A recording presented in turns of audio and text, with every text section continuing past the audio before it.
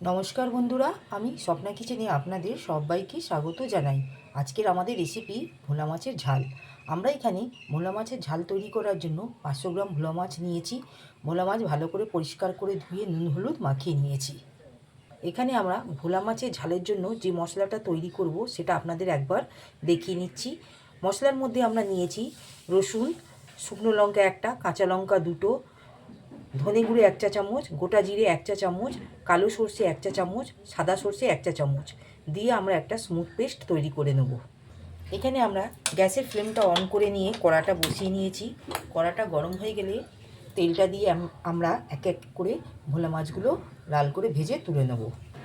সবার প্রথমে এখানে আমরা কড়াটা গরম হয়ে গেছে, ভোলা মাছের জন্য আমরা এখানে সর্ষে তেল ব্যবহার করছি। সর্ষে তেলটা আমরা দিয়ে দিলাম। তেলটা আমাদের এখানে গরম হয়ে গেছে, এক এক করে আমরা মাছগুলো ছেড়ে দেবো।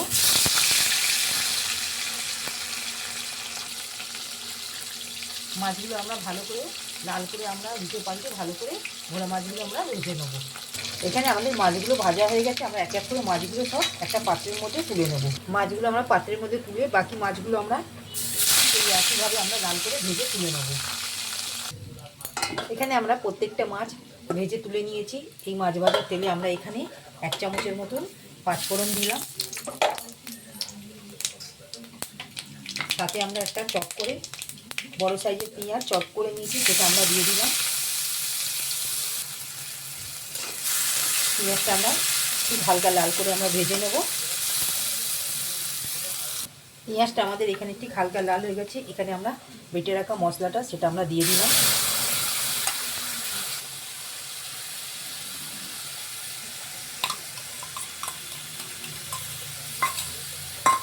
এখানে আমরা হলুদ গুঁড়ো আর লঙ্কার গুঁড়ো দিয়ে দেবো কালারের জন্য। এখানে আমরা কাশ্মীরি লঙ্কার গুঁড়ো ব্যবহার করব। হলুদ গুঁড়ো এখানে আমরা 1 চামচের মতন দিলাম, আর কাশ্মীরি লঙ্কার গুঁড়ো আমরা এখানে 1 চামচের মতন দিয়ে দিলাম। কেন আমরা আগে এখানে কাঁচা লঙ্কা আর শুকনো লঙ্কা ঝালটা দিয়েছি। যদি আপনারা মনে করেন ঝাল একটু বেশি দেবেন, আপনারা এমনি গুঁড়ো লঙ্কাও দিয়েও দিতে পারেন। ঠিক এই স্টেজে এখানে আমরা লবণটা দিয়ে দেবো। এখানে আমরা 1 চা চামচের মতন আন্দাজ করে এখানে লবণ দিয়ে দিলাম।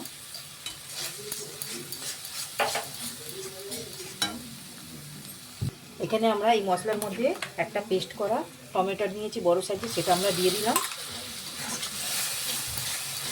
দিয়ে মশলাটাকে আমরা ভালো করে কষিয়ে নেবো যাতে টমেটোর আর মশলার কাঁচা গন্ধটা না থাকে।